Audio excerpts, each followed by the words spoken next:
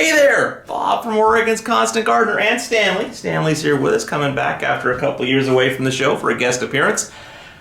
Welcome to the OCGFAM show to you, my YouTube buddies. What's going on? Let me know in the comments. And speaking of the comments, that's why Stanley's here. Pretty common question in the comments is, when you're using Bloom Khaos in a foliar, do you have to pH it?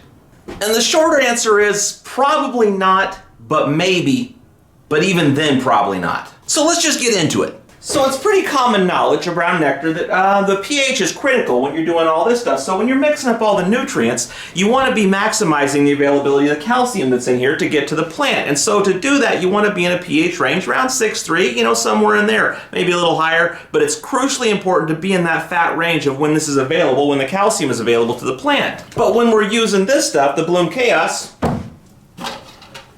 spraying it on the leaves in a foliar application, we're not trying to get calcium into the plant through this. What we're trying to do is create a reaction in the plant that'll bring the calcium up from the root zone. So if we're not trying to maximize that calcium uptake, in theory, within reason, you shouldn't matter what the pH is. But there's another factor involved, and if you ask Stanley here, he'll tell you that he's got a lot of stuff coming out of the sky and he has to protect himself. So what he does is he gets a little waxy buildup on his leaves here that he makes to protect himself. And when you're spraying the Bloom Khaos on there's no Bloom Khaos in here, but when you're spraying that, oh, there is something in there. I wonder what that was. Let's try some water. I'm sorry, Stanley, I don't know what it is, but I think it's fine. When you're spraying that on there, it has to be in a pH range where it can break through that wax. And that range is, well, let's look at the chart. If you look at the chart, it says 6.4 is where you should have a foliar feed of Bloom Khaos. So if the chart says 6.4, we do 6.4, right? Not exactly, and let me tell you why. Because when we're doing this, we're trying to create a reaction on the plant, on Stanley. So if we take some, hold on, I'm coming right back.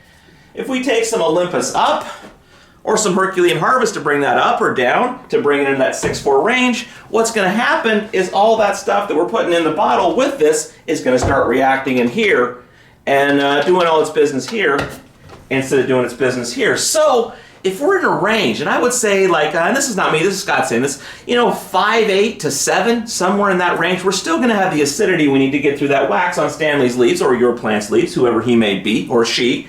But we're not going to be out of range where we're going to have real problems with causing issues for the plant, like getting too low and getting some powdery mildew issues from the pH on the leaves being too low, that kind of thing. So just to summarize, I guess if you're in that 5.8 range to 7 range, somewhere in there, you should probably not mess with it. And if you're outside that range, you may look at why you're outside that range. Maybe you got some issues with your water, and you should do something about that. Or maybe just for this particular application, use some distilled water or something that's more neutral so that you don't have those issues. But I think that answers that question. There's probably a lot of more questions about Bloom Khaos, questions about other stuff. So put your questions in the comments and let's just make a conversation out of this. I love you.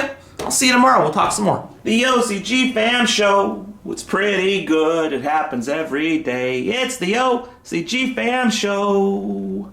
See you tomorrow.